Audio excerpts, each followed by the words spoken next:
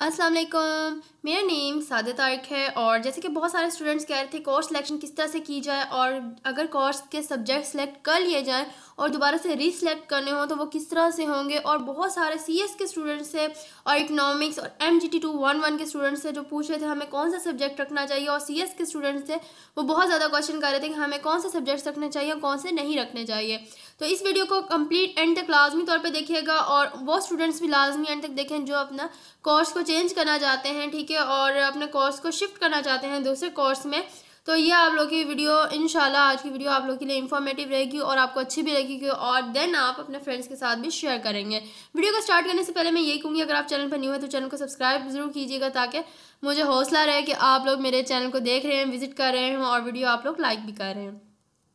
तो स्टूडेंट्स, जैसे कि आपकी कोर्स सिलेक्शन ओपन हो चुकी है, सबसे पहले हम ये बात कर लेते हैं कि अगर आपने कोर्स जिस तरह से यहाँ पर मुझे दिया, ठीक है, यहाँ पर आपने कोर्स यहाँ पर सिलेक्ट कर लिया, यहाँ पर क्रेडिट आवर्स के ऊपर होते हैं कि आपके कितने क्रेडिट आवर्स हैं, ठीक है ना। जिस तरह से क्रेडिट आवर्स जो से है ये 3 है, ठीक है, आपके ऊपर क्रेडिट आवर्स शो हो रहे होते हैं 18, 21, ठीक है, जो पहले 3 सेमिस्टर तक आपके जो है वो क्रेडिट आवर 18 ही रहते हैं, बट उसके बाद 21 हो जाते हैं, ठीक है। 21 आप सेलेक्ट कर सकते हैं, यानी कि 7 सब्जेक्ट सेलेक्ट कर सकते हैं। 7 कैसे होंगे ये देखिए, 3 3 3 3 हर सब्जेक्ट के ये क्रेडिट आवर्स हैं, इनको देखकर आपको सेलेक्ट करना होता है। और अगर क्रेडिट आवर में आपको 21 शो किया जा रहा है ऊपर LMS में, तो वहाँ पर आप जाकर देखेंगे, ठीक है। अगर 21 है तो आप 7 सब्जेक्ट सेलेक्ट कर सकते हैं यहाँ पर कोर्स सिलेक्शन में, और अगर आपको क्रेडिट आवर दिए गए हैं 18 तो आप यहाँ से सिर्फ 6 सब्जेक्ट सेलेक्ट कर सकते हैं। और दूसरी नंबर पर यहाँ पर आपने सेलेक्ट कर लिया, अब ये सब्जेक्ट का आपने यहाँ पर भी ग्रीन करेंगे इसको, तो ये सिलेक्ट आपका सब्जेक्ट हो गया, ठीक है। अब ये सब्जेक्ट सिलेक्ट नहीं हो रहा, क्यों नहीं हो रहा?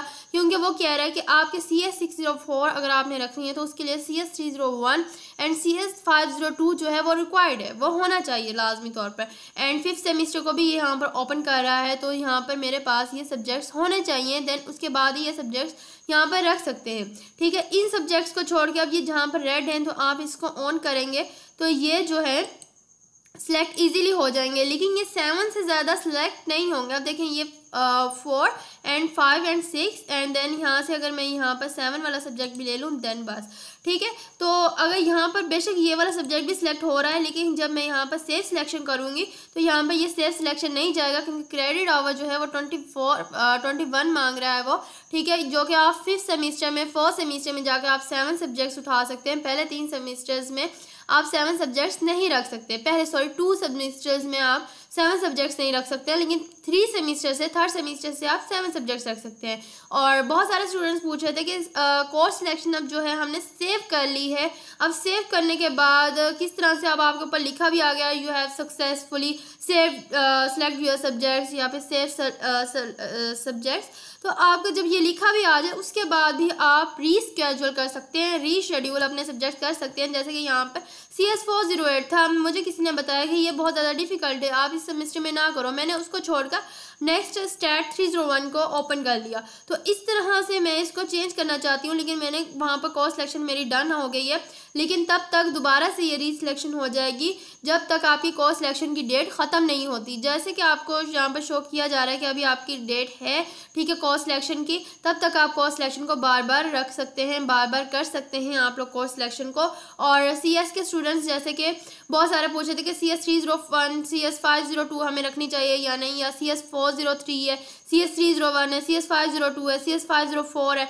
तो ये सब्जेक्ट्स जो हैं वो करने चाहिए। अब देखें यहाँ पर अगर आपके पास CS आपके पूरे कोर्स में अगर आपको CS 506 नज़र आता है तो उसके लिए आपको CS 403 CS 301 CS 504 रिक्वायर्ड है। जब तक आप ये क्लियर नहीं करेंगे आप CS 506 नहीं कर सकते। और जिन स्टूडेंट्स को 504 लगी हुई है, 510 लगी हुई है, तो उनको 504 उनको पहले क्लियर करना पड़ेगा, ठीक है। और जैसे CS 604 है कुछ बच्चों की, तो उन्हें CS 301 एंड CS 502 क्लियर करना पड़ेगा। बहुत सारे स्टूडेंट्स को ये कन्फ्यूजन होती है, उन बच्चे डरा देते हैं एक दूसरे को, जो आगे प्रीवियस गए होते हैं, वो कहते हैं हम फेल हो गए इन सब्जेक्ट्स में, आप ये सब्जेक्ट्स ना रखें।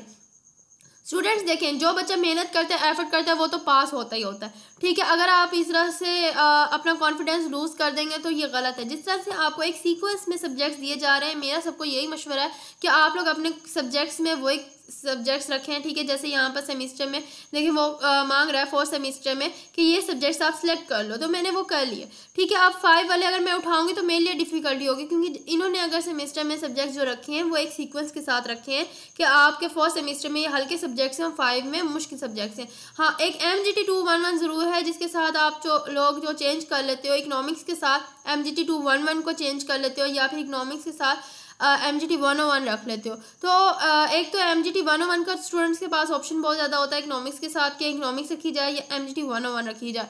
तो इकोनॉमिक्स बहुत आसान है MGT 101 की निस्बत, और अगर इकोनॉमिक्स और MGT 211 के निस्बत दोनों को देखा जाए तो ये दोनों सब्जेक्ट्स ही ईजी हैं, ठीक है। अगर यहाँ पर किया जाए तो ये मैनेजमेंट के सब्जेक्ट्स हैं, ठीक है। इंट्रोडक्शन टू बिजनेस है, तो ये सब्जेक्ट्स आसान है, इतनी ज़्यादा मुश्किल नहीं है। और बहुत सारे स्टूडेंट्स पूछे थे CS 301 आसान है या मुश्किल है, तो CS 301 भी आसान है, ठीक है। थोड़ी सी मैथ को लेकर इन्होंने चलाया हुआ। CS 502 जो है वो सारी की सारी कोडिंग की तरफ आ जाता है, ठीक है। कोडिंग किस तरह से करनी है, और ये जितने भी CS के हैं ये सारे कोडिंग की तरफ ही आपको लेकर जाएंगे, ठीक है। कोडिंग से बाहर कोई सब्जेक्ट नहीं है। मैथ को थोड़ा सा डिफिकल्ट होता है कि मैथ में थोड़ा सा मैथमेटिक्स आपको करनी पड़ती है, ठीक है। वो भी अगर आप हाथ से लिख लें तो वो भी आसान है, लेकिन जिस तरह से सब्जेक्ट्स आ रहे हैं काइंडली स्टूडेंट्स आप उसी तरह से रखें, और दूसरे स्टूडेंट्स को मिस गाइड बिल्कुल भी ना कीजिए।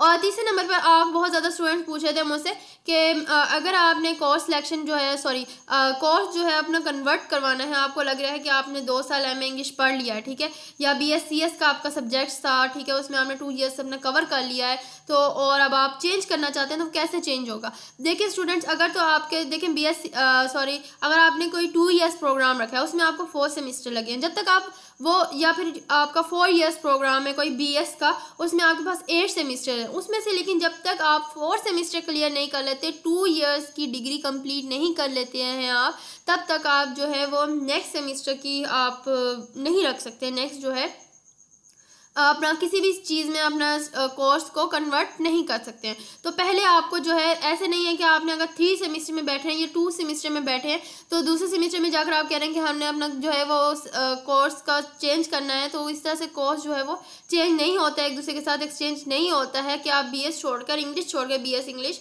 आप चाहते हैं कि BS साइकोलॉजी रख लें या फिर BS फिजिक्स रख लें, तो जब तक आप अपने पहले 4 सेमेस्टर क्लियर नहीं करेंगे तब तक आपका कन्वर्ट नहीं होगा। तो पहले 4 सेमेस्टर आपको क्लियर करने बहुत ज़रूरी है, और अगर आपके 2 साल का कोई प्रोग्राम है तो उसमें से फिर भी आपके देख लें 4 सेमेस्टर बनते हैं। अगर 2 साल का प्रोग्राम है उसमें 4 सेमेस्टर बनते हैं, ठीक है, तो उसमें से 2 सेमेस्टर क्लियर होना बहुत ज़रूरी है। पहला साल क्लियर होगा देन ही आपको किसी दूसरे कोर्स में आपको कन्वर्ट कर दिया जाएगा। तो अगर 4 ईयर्स वाले स्टूडेंट्स बहुत ज़्यादा क्वेश्चन कर रहे थे तो उनका पहले 2 ईयर्स क्लियर होना, यानी कि 4 सेमेस्टर क्लियर होना बिना कंपार्ट के, तो फिर ही वो जो है आपका कोर्स जो है दूसरे सब्जेक्ट में कन्वर्ट कर दिया जाएगा, ठीक है। और बहुत सारे स्टूडेंट्स पूछ, ये भी आपको मैं पहले भी बता चुकी हूँ कि कोर्स सिलेक्शन अगर आप लोग कर लेते हैं तो आप इसको चेंज कर सकते हैं। फर्दर कोई भी क्वायरी हो तो मेरा एक तो यहाँ पर कमेंट सेशन भी ऑन रहेगा आप लोग के लिए, ताकि आप कमेंट्स में मुझसे पूछ सकें, ठीक है। कोई भी क्वायरी है, कोई भी क्वेश्चन है तो आप लोग मुझसे कमेंट्स में ही पूछ सकते हैं। बाकी फर्दर स्टूडेंट आप लोग इस वीडियो को ज़्यादा से ज़्यादा शेयर भी कीजिए, और कोई भी क्वायरी होती है आपको तो आपके जो है वर्चुअल यूनिवर्सिटी आपके नियर होती है, आप वहाँ जा सकते हैं, आपको वेबसाइट पर जाकर उनका नंबर मिल जाता है, वो आप ले लें, ठीक है। या फिर जिस भी आपने कैंपस में अपना कॉन्टैक्ट किया हुआ है उसका कॉन्टैक्ट आप करें, ठीक है, कॉल करके पूछें तो वो उसी वक्त बताते हैं। अल्हम्दुलिल्लाह हमारा स्टाफ इतना अच्छा है वर्चुअल यूनिवर्सिटी का कि वो उसी वक्त जो है वो हमें सोल्यूशन बता देता है, हमारी प्रॉब्लम का सोल्यूशन बता देता है। बाकी फर्दर अगर आपको फिर भी कोई डिफ़िकल्टी हो रही है तो मेरा कमेंट सेशन आप लोगों के लिए ऑन है। कमेंट्स में आप मुझे अपना हर क्वेश्चन कर सकते हैं और मुझसे पूछ सकते हैं, ठीक है। और अगर ये वीडियो अच्छी लगी हो तो फ्रेंड्स के साथ लाजमी तौर पे शेयर कीजिएगा, और कमेंट्स में ज़रूर बताइएगा आपको वीडियो कैसी लगी है, और लाइक ज़रूर कीजिएगा वीडियो को, क्योंकि आपके ही लाइक कमेंट्स एंड सब्सक्राइबर्स होते हैं, आप ही मेरे सब्सक्राइबर्स हैं, आप ही मेरे सपोर्ट हैं। अगर आप लोग मेरे चैनल को सपोर्ट नहीं करेंगे तो मैं फिर वीडियो बनाना छोड़ दूँगी। तो अगर आप लोग सपोर्ट करेंगे तो मुझे हौसला होगा, और मुझे ये उम्मीद रहती है कि आप लोग मेरे चैनल को सपोर्ट कर रहे हैं तो मैं शायद वाकई में इंफॉर्मेटिव वीडियो बना रही हूँ या आप लोग की हेल्प कर रही हूँ। तो चैनल पर अगर आप न्यू हैं तो चैनल को सब्सक्राइब जरूर कीजिएगा, और फ्रेंड्स के साथ शेयर करना बिल्कुल भी ना भूलिएगा। तो हम मिलेंगे इस तरह की नेक्स्ट वीडियो में, इस तरह की इंफॉर्मेटिव वीडियो में। तब तक के लिए अपना बहुत सारा ख्याल रखिएगा। तब तक के लिए अल्लाह हाफिज़।